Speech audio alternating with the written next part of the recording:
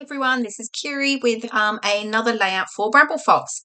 This is my second layout using the lovely February Fox box, and on this layout I'm using the black authentic title, the little red perspective heart, and those cute etched love heart envelopes. Okay, so I've got a white cardstock background and I pulled out a number of pattern papers from the Simple Stories Say Cheese Park collection for pretty obvious reasons, because you can see my photo is of me and my old Disney store team with Mickey. We all went on a Disney cruise last year. A bit of a reunion, really. We'd all worked together for, crikey, sort of between 12 and 17 years. So it was really, really lovely way of sort of getting back together. And of course, we had to have a photo with Mickey. I mean, we've had so many over the years, but it never gets boring. We love it. So here we go. I'm just sort of using different pattern papers to create a sort of angular ground, and then I've just got a white area here down the bottom that I'm going to use for the title and my journaling. So I've distressed all the edges and I'm just lifting all of those up, as you can see. And then I'm just sort of working where my photo is going to sit and then the title. So I'm pulling out one of the Fox Cut stencils. This is one of the older ones. It's number 28, called Fireworks, and I really love it, actually. And I thought it was sort of perfect. It sort of worked really well with the papers I was using and just, our and the photo. So I've pulled out Distress Oxide in Black Soot, and I'm just adding 3 of the fireworks to the white area there. I do decide, I'm sort of playing around. I'm wondering whether I should add some more, and I'm sort of working out whether I should add a few. Yep, I nearly start to go there. But then I decided to leave it, and I'm glad I did, actually, because it worked well for where I end up having the title and then my journaling.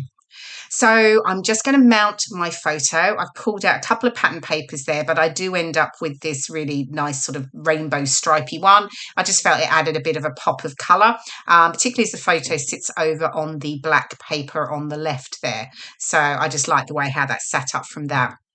Of course, I'm distressing those edges. How could I not? And then I can get that stuck down.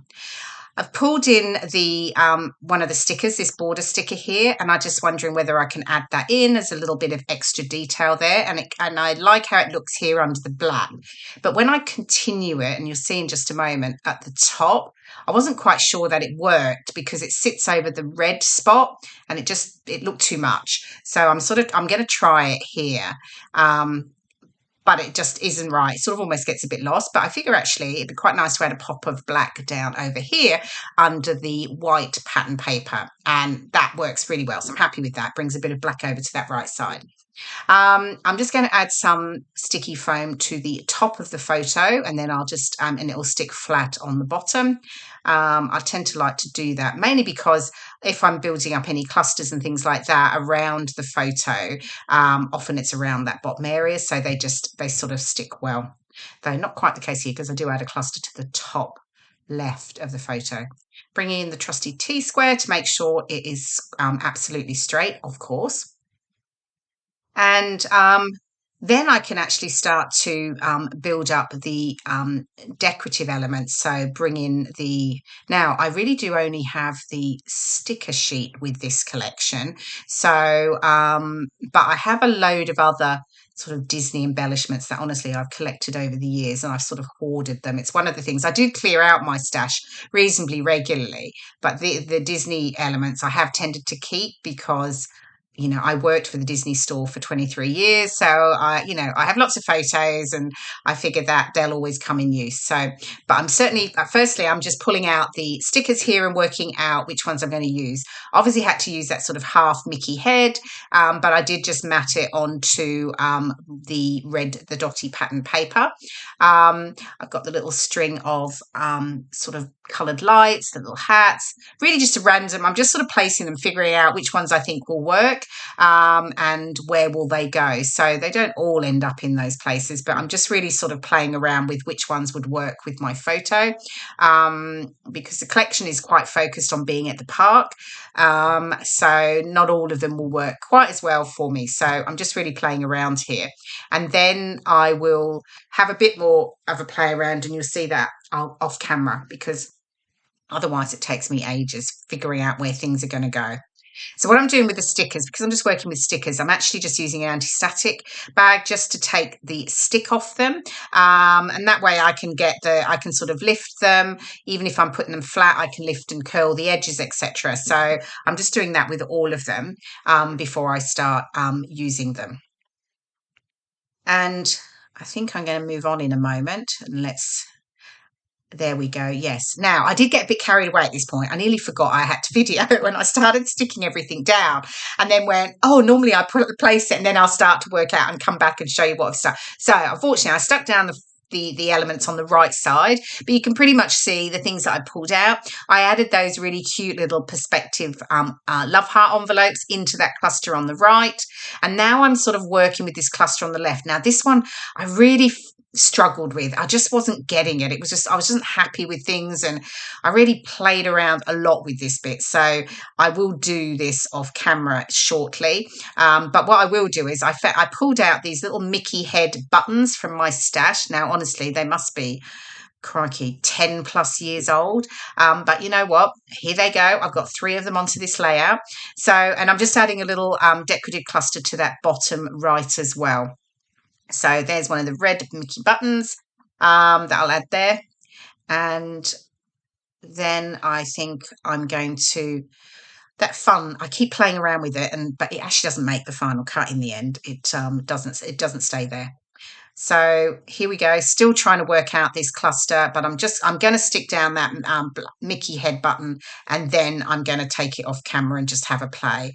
So here we go. I finally got it where I wanted, and I added the little red perspective heart to that top left cluster.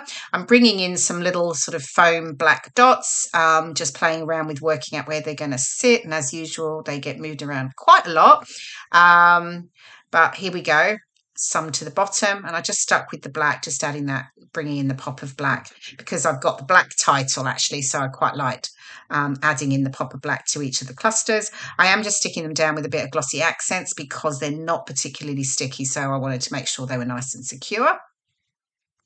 Oh yeah, nearly there. Oh, that last one, I can't quite decide, but finally I managed to make a decision.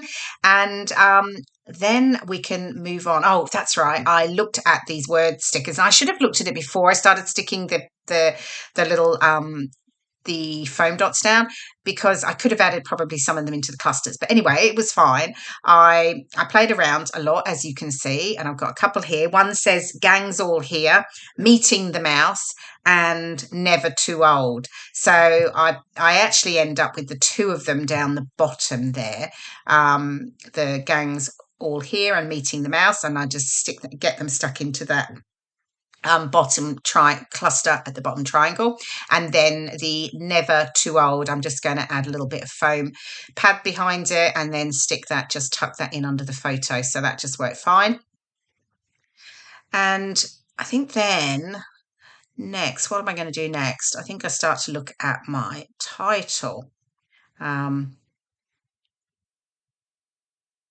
Yes, I think that's it. Yeah, I'm bringing in some alphas here, and I really play around with a number of different types of alphas. I was going to use the one and only authentic Mickey Mouse, and I was going to use different colors, and I'm playing around here with this sort of soft color, but then I pull that off, and I think I try another smaller alpha, a little Pink Fresh Studio alpha, and with the different sort of tealy colors. But it wasn't quite working for me. I just couldn't, I don't know, something wasn't quite right. So I take it off camera to look at all the different alphas I've got, because I've got quite a lot. And I ended up with this one. It's a Doodlebug alpha. and I just call it the authentic Mickey Mouse. So that was sort of perfect for what my photo was all about. So here we go, and just popping on that lovely black perspective in I really love the cursive, the font, the font that Moreg's used for this one, and that contrasted with the other two fonts that I've used. So, and then I'm just bringing in a couple of these, like they're little like star type stickers that match that top right white pattern paper. Anyway, I think the layout's almost done, so I do hope you've enjoyed watching the process. Don't forget, pop on over to bramblefox.co.uk, where you can find out all the details in regards to the fabulous monthly Foxbox subscription and the Foxbox Plus subscription, which has the added Fox Cut stencil and paper snips that goes with it. So just to add the journaling, and I think I'm done. Here we go, the final layout. Some close-ups are coming up in just a moment. You can see the lovely perspectives that come with the February Foxbox. And I will see you again in my next video. Thanks so much for watching.